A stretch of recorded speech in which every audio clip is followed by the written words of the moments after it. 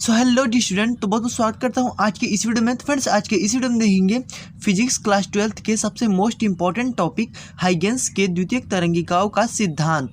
तो इसके पिछले वीडियो में हमने हाइगेंस के द्वितीयक तरंगिकाओं के सिद्धांत के आधार पर अपवर्तन और परावर्तन की व्याख्या को आसान तरीके से हमने समझा था।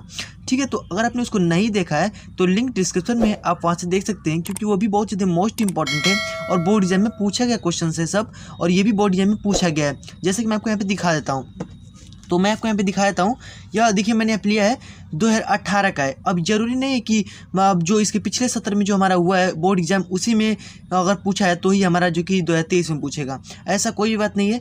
ये मान लीजिए आप जो कि प्रीवियस पेपर को पढ़ते हैं तो उसमें बहुत ज़्यादा आपको फ़ायदा होगा, और यह इसमें बोर्ड एग्जाम में पूछा भी गया है। मैं आपको दिखा सकता हूँ यहाँ पे, देखिए। तो जैसे कि आप यहाँ पे देख पा रहे हैं कि हाइगेंस के द्वितीयक तरंगिकाओं का सिद्धांत बताइए।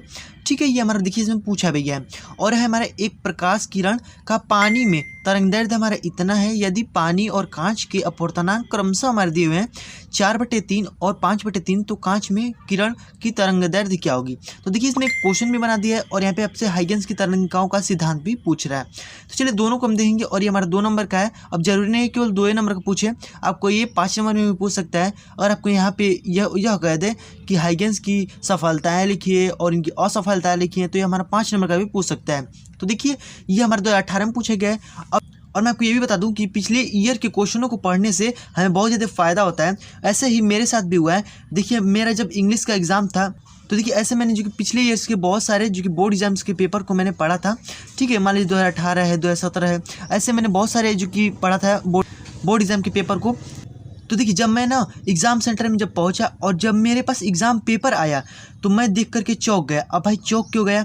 देखिए जो मैंने क्वेश्चन पढ़ के गया था, मतलब कि पिछले ईयर के जो भी मैंने क्वेश्चन सब पढ़ा था, एक पेपर तो हमारा ऐसा था कि पूरा समझ लीजिए ना कि वही हमारा आ गया था। उसमें बस कुछ हमारा सिनोनिम्स और एंटोनिम्स कुछ अलग अलग थे, नहीं तो मेरा एकदम पूरा जो हमारा मॉडल मतलब पेपर था बोर्ड एग्जाम का, सभी एकदम वही आ गया था, और मैं बहुत ज़्यादा एक्साइटेड मतलब खुश हो गया था। ठीक, तो इसलिए मैं अभी आपको बता दे रहा हूँ कि आप पिछले ईयर के क्वेश्चनों को पढ़िए, तो ही आपको यहाँ पे बोर्ड एग्जाम में अच्छे मार्क्स मिलेंगे। तो चलिए अब देखिए जी कि इसमें पूछा गया क्वेश्चन है, तो चलिए हम इसे आसान तरीके से सॉल्व करते हैं, और मैं आपको इसका PDF का लिंक जो प्रोवाइड करा दूंगा।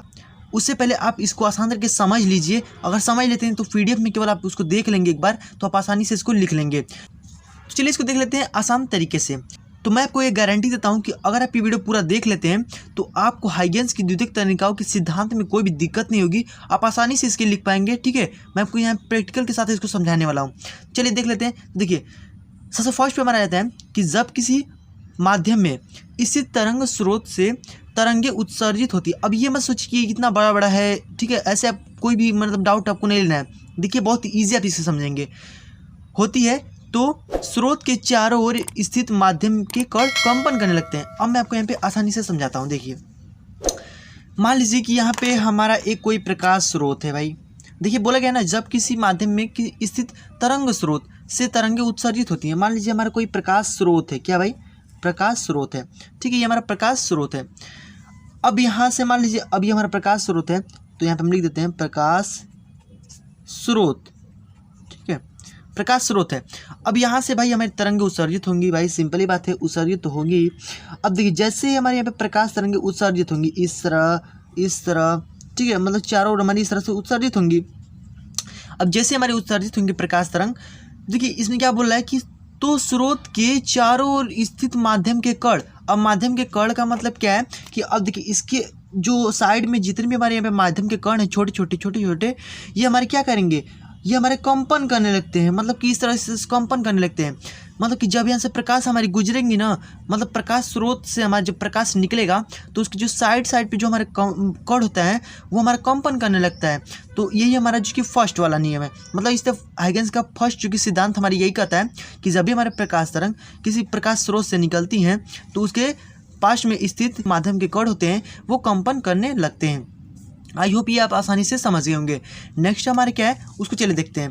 तो अब देखिए नेक्स्ट हमारा आता है कि तरंग पर स्थित माध्यम के कण एक नए तरंग स्रोत का कार्य करते हैं। अब देखिए अब ये जो तरंग स्रोत हमारे यहाँ पे निकल रहा है, अब यहाँ पे जो हमारे माध्यम के कण है, ठीक है, ये वाले, ठीक है, ये एक नए तरंग स्रोत का निर्माण करते हैं। जिससे नई द्वितीयक तरंगे सभी दिशाओं में निकलती हैं। इन तरंगों को द्वितीयक तरंगे कहते हैं। ठीक है, अब देखिए, अब यहाँ से हमारे क्या होगा कि यहाँ पे हमारा एक तरंगागर बनेगा। अब देखिए, अब जैसे जैसे हमारी ये जा रही है किरण, तो देखिए तरंग जो है ना, तरंग के सामने हमारे क्या होता है, एक तरंगागर का निर्माण होता है। आप हमेशा याद रखिएगा, जब मैंने अपवर्तन और परावर्तन को कराया था उसमें मैंने इसको बताया था कि कोई भी तरंग हो उसके सामने हमारे क्या होता है, तरंगागर का निर्माण होता है। तो यहाँ पे हम तरंगागर को बना लेते हैं। ठीक है, ऐसे आपको तरंगागर को बना लेना है। तो ये तो मैं आपको समझाने के लिए यहाँ पे बना रहा हूँ। ठीक है, आपको केवल ऐसा ही लिखना है। ठीक है, आप इससे समझ जाएंगे तो आप इसे आसानी से क्लियर कर ही लेंगे, आप आसानी से बोर्ड एग्जाम में लिख भी पाएंगे। तो देखिए, अब ये हमारा यहाँ पे तरंगागर का निर्माण हो जाता है। अब बोल रहा है कि तरंगागर पर स्थित माध्यम के कण एक नए तरंग स्रोत का कार्य करते हैं। अब यहाँ पे जो हमारे कण होंगे, ठीक है, ये हमारे जो कण होंगे, अब ये एक नए तरंग स्रोत का कार्य करेंगे। मतलब कि अब ये आगे की तरफ जाएगा। तो अब देखिए, अब ये जो हमारी किरण गई है और यहाँ पे तरंगागर पे जो आई है, तो यही कह रहा है कि अब ये वाली जो हमारी किरण है, या यहाँ पे जो हमारा तरंग बन रहा है, नए तरंग स्रोत, यह हमारा एक नए तरंग स्रोत का कार्य करेगा। जैसे हमारे यहाँ पे था प्रकाश तरंग स्रोत, यह यहाँ से हमारी किरण निकल रही थी, अब वैसे ही हमारे यहाँ यही वाला हमारे यहाँ पे एक तरंग स्रोत का कार्य करेगा और इससे हमारे चारों ओर जो है वो हमारे तरंग स्रोत यहाँ पे निकल जाएंगे। ऐसे ही जैसे यहाँ से हमारा निकला है। ठीक है, ऐसे चारों ओर हमारे निकल जाएंगे और यहाँ से भी हमारे ऐसे ऐसे ऐसे, ठीक है, ऐसे ऐसे चारों ओर हमारे तरंग स्रोत का यहाँ पे निकल जाएंगे। अब ये नहीं कि केवल ये आगे की ओर निकलेगा, अब ये जो है वो हमारे गोली तरंगागर है। मतलब कि ये पूरा इस तरीके से बनेगा और यहाँ पे पीछे भी जैसे हमारे इधर प्रकाश स्रोत निकल रहा है। अब भाई कोई प्रकाश है हमारा, तो ये चारों ओर न फैलेगा, अब एक और थोड़े फैलेगा, चारों ओर फैलेगा। ये हमारा नए प्रकाश तरंग स्रोत का यहाँ पे कार्य कर रहा है। यहाँ पे जो हमारा यहाँ पे नया जो हमारे यहाँ पे बन रहा है। ठीक है, ये आपको समझ में आ गया। अब देखिए, अब इसके इस साइड वाली जो है, यहाँ पे भी हमारा एक जो कि क्या बनेगा, तरंगागर बन जाएगा। यहाँ पे हमारा एक तरंगागर बन जाएगा। अब यहाँ पे मिलेगा नहीं, ये हमारा इस तरीके से थोड़ा दूर पे चला जाएगा, इसमें टच नहीं करेगा। अब वैसे हमारा आगे की तरफ भी एक यहाँ पे तरंगागर यहाँ पे बन जाएगा। ऐसे मतलब कि दोनों ओर हमारा तरंगागर बन जाएगा। तो अब देखिए, ये भी तरंगागर और ये भी तरंगागर हो जाएगा। तो यही इसमें बोल रहा है, एक नए तरंग स्रोत का कार्य करता है। अब ये जो हमारी ये वाली बिंदु हो गई, अब ये एक नए तरंग स्रोत का कार्य करेगी, जिसके कारण यहाँ पे चारों ओर जो कि प्रकाश फिर से तरंग इसके निकलने लगेंगे और जिससे नई तरंगे सभी दिशाओं में निकलने लगेंगी। जो कि देख पा रहे हैं यहाँ पे सभी दिशाओं में जो कि निकल रही हैं, इन तरंगों को द्वितीयक तरंगे कहते हैं। ये हमारी द्वितीयक तरंगे कहलाती हैं। ठीक है, इतना क्लियर आपको। ये हमारे क्या कराएंगे, तो द्वितीयक तरंगे कहलाएंगी। यहाँ पे मैं आपको लिख देता हूँ। ठीक है, ये जो तरंगे हैं बस आप केवल देख लेंगे एक बार ना, तो समझ जाएंगे। ये हमारे द्वितीयक तरंगे कहलाएंगे। ठीक है, और देखिए अब ये वाली जो हमारा तरंगागर बनी है ना, ये हमारा पक्ष में तरंगागर है। ठीक है, पक्ष में तरंगागर। और ये वाली जो हमारी बन रही है, ये हमारी द्वितीयक तरंगागर है। द्वितीयक, देखिए जो हमारा पक्ष में तरंगागर बनी है ना, इसको हम प्राथमिक तरंगागर भी बोल सकते हैं। प्राथमिक तरंगागर। और ये हमारा द्वितीयक तरंगागर। ठीक है, प्राथमिक तरंगागर और ये हमारा द्वितीयक तरंगागर है। ओके, अब देखिए, अब इसमें क्या है, इतना आपको क्लियर हो गया होगा। तो यही हमारा दूसरा वाला है, आप आसानी से समझ गए होंगे। अब देखिए आगे क्या बोल रहा है हमारा, कि यदि किसी क्षण आगे बढ़ती हुई इन द्वितीयक तरंगिकाओं का मतलब क्या है, ये वाली जो तरंगिकाएं यहाँ से निकल रही है, ऐसे ऐसे ऐसे चारों दिशा में जो निकल रही है, इस तरह से इन तरंगिकाओं की बात कर रहे हैं यहाँ पे, का आवरण पृष्ठ खींचे तो आवरण पृष्ठ का मतलब क्या है, जैसे कि मैंने यहाँ पे खींचा हुआ है, देखिए ऐसे जब इसको खींचेंगे आगे की तरफ, ठीक है, ऐसे मैंने इसको आवरण मतलब कि इसको मिला दिया है ऐसे, तो ऐसे जब हम खींचें तो यह आवरण उस क्षण तरंगागर की नई स्थिति को प्रदर्शित करेगा, मतलब कि एक नया तरंगागर का निर्माण करेगा। ये वाली जो तरंग होगी ये हमारी नया तरंग होगी, जिसे हम द्वितीयक तरंगे कहेंगे। यहाँ पे आप देख सकते हैं।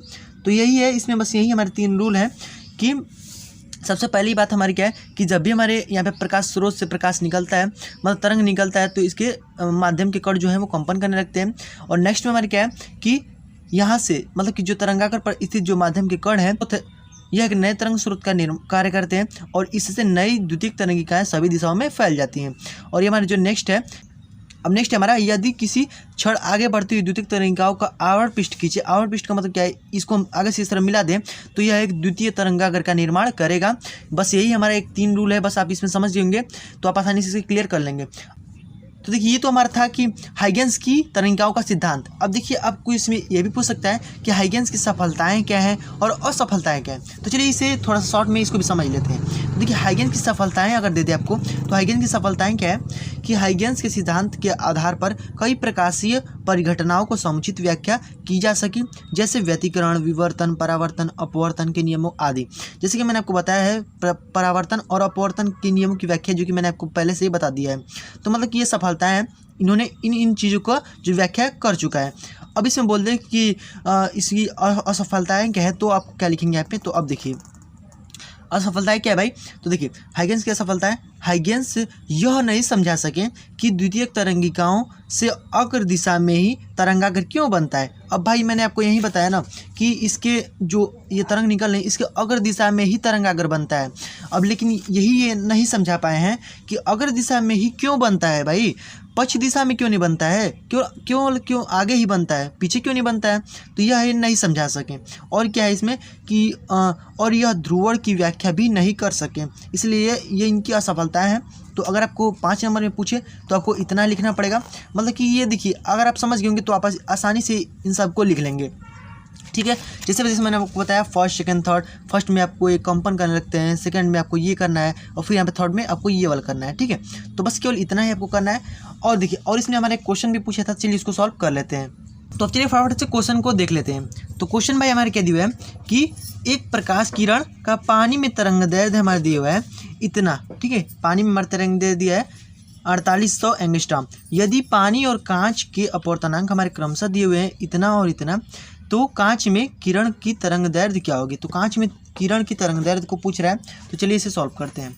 तो देखिए भाई हमारा दिया है इसमें कि पानी में तरंग दैर्ध्य दिया हुआ है। अब देखिए हमारे इसमें दो चीज़ें हैं, एक हमारा पानी है और एक हमारा कांच है। तो दोनों में मतलब कि हमको कांच में निकालना है, पानी में हमारा दिया है। तो पानी वाले को मान लेते हैं λ1 इक्वल टू हमारा दिया हुआ है। अब देखिए अब तरंग दैर्ध्य को हम लैम्डा से प्रदर्शित करते हैं, तो λ1 हमारा दिया हुआ है, तो इसको हम मान लेते हैं 4800 एंगस्ट्रॉम, ठीक है। 4800 एंगस्ट्रॉम मान लेते हैं, यहाँ पे दिया है। अब हमारे क्या दिया है, यदि पानी और कांच के अपवर्तनांक जो है वो क्रमशः हमारे दिए हुए हैं। अपवर्तनांक को किससे प्रदर्शित करते हैं, तो n से प्रदर्शित करते हैं। और पानी के लिए हम मान लेते हैं n1 और उसके लिए कांच के लिए मान लेते हैं n2। तो दोनों के लिए लिख लेते हैं। तो क्रमशः हमारे दिए हुए हैं 4/3 और ये हमारे 5/3, ठीक है। इतना आपको क्लियर हो गया। अब आपने एक फार्मूला पढ़ा होगा, तो यहाँ पे बोल रहा है कि तो कांच में किरण की तरंग दैर्ध्य क्या होगी। फार्मूला आपने पढ़ा होगा कि n व्युत्क्रमानुपात लैम्डा होता है, ये फार्मूला आपने पढ़ा होगा, बहुत ही इंपॉर्टेंट फार्मूला है। n का मतलब क्या है, अपवर्तनांक होता है। यहाँ पे आप लिख लीजिएगा अपवर्तनांक, ठीक है। अपवर्तनांक यहाँ पे लिख दीजिएगा। और लैम्डा क्या है, हमारा तरंग दैर्ध्य, ठीक है। तरंग दैर्ध्य हो गया हमारा। अब देखिए इतना आपको क्लियर है। इसी आधार पे हम इसको सॉल्व करेंगे। तो देखिए इसमें हमारे दो चीज़ें दी हुई हैं, एक तो हमारा n1 है और एक हमारा n2 है। तो हमको निकालना क्या है, अब हमारा λ1 यहाँ पे दिया हुआ है, λ2 हमको निकालना है। 2 का मतलब क्या है, कांच को हमको निकालना है। तो अब देखिए यहाँ पे लिखेंगे क्या हम n1 अपॉन में n2, ठीक है। मतलब n1 वाला हमारा कौन सा है, तो ये है, मतलब कि पानी में अपवर्तनांक है और ये हमारा कांच में अपवर्तनांक दिया है। तो अब इसको इक्वल टू करेंगे और यहाँ पे हम लिख देंगे जो हमको निकालना है। हमको निकालना क्या है भाई, तो अब देखिए हमको निकालना क्या है, λ2 और λ1, मतलब कि हमको ये निकालना है और ये हमारा दिया हुआ है, ठीक है। मतलब कि क्योंकि व्युत्क्रमानुपाती है इसलिए यहाँ पे n1 इक्वल टू, मतलब कि ये जो हमारा n2 होगा, n2 मतलब क्या है, हमारा जो कांच में जो कि अपवर्तनांक है। तो यहाँ पे हमको निकालना क्या है, इसका तरंग दैर्ध्य। तो ऐसे हम इसको निकालेंगे। देखिए तो यहाँ पे हमारा हो जाएगा, बस मान को इसमें रख देना है, जो भी हमारा मान यहाँ पे दिया है सब यहाँ पे रख देंगे। देखिए तो यहाँ पे हमारा मान क्या हो जाएगा, तो n1 का हमारा मान दिया हुआ है 4/3 और इसका हमारा दिया है 5/3, ठीक है। देखिए 5/3 इक्वल टू में हमारा दिया है λ2 को हमको निकालना है और बटे में हमारा λ1 का मान क्या दिया हुआ है, तो λ1 का मान 4800 हमारा दिया हुआ है। अब इसको सॉल्व कर देते हैं, 3 से 3 हमारे कैंसल, 4/5 हमारा बचा और इक्वल टू में λ2 और 4800 हमारे यहाँ पे हो गया। इसका इधर इंटू कर देंगे और यहाँ पे लैम्डा यहाँ पे इस तरह से रह जाएगा। तो λ2 इक्वल टू हमारे कितना हो जाएगा, तो λ2 इक्वल टू इसका इसमें इंटू करेंगे तो यहाँ पे हमारे कितना हो जाएगा, तो यहाँ पे हो जाएगा हमारा 19,200, ठीक है। 19,200 अपॉन में हमारे क्या है 5 है, ठीक है। 19,200 और अपॉन में हमारा 5 है। तो 5 से इसको काटेंगे, तो 5 से जब काटेंगे तो कितना बार हम कटेगा, तो 3 840 मतलब इतना एंगस्ट्राम। लैम्डा 2 इक्वल टू हमारा 3840 एंगस्ट्राम, जो कि हमारे यहाँ पे राइट आंसर हो जाएगा। ठीक है, ये हमसे पूछा गया था। तो यही इसमें पूछा गया था कि कांच में इसका तरंगदैर्ध्य कितना होगा। तो भाई हमारा होगा और 3840 एंगस्ट्रॉम होगा, जो कि मैंने आपको सॉल्व करके दिखा दिया। तो आई होप ये आपको क्वेश्चन भी समझ में आ गया होगा। फ्रेंड्स, आपको ये दोनों समझ में आ गया होगा, हाइगेंस की द्वितीयक तरंगिकाओं का सिद्धांत, और यहाँ पे जो भी मैंने आपको क्वेश्चन बताया वो भी आपको समझ में आ गया होगा। वैसे आपको और भी नए नए क्वेश्चन भी देखने को मिल सकते हैं। तो फ्रेंड्स, वीडियो अच्छा लगा तो एक लाइक जरूर कर दीजिएगा, और चैनल पर नए हैं सब्सक्राइब कर लीजिएगा, और जो साथ में नोटिफिकेशन बेल है उसको ऑल पे जो से प्रेस कर दीजिएगा, क्योंकि हम आपके लिए ऐसे ही बोर्ड एग्जाम से रिलेटेड वीडियोस लाते रहते हैं। और आपको अगर पीडीएफ का लिंक चाहिए तो डिस्क्रिप्शन में आपको मिल जाएगा, वहाँ से आप पीडीएफ को ले सकते हैं और उसे आप पढ़ सकते हैं। ठीक है, तो फ्रेंड्स मिलते हैं इसके नेक्स्ट वीडियो में, तब तक के लिए गुड बाय, जय हिंद, वंदे मातरम।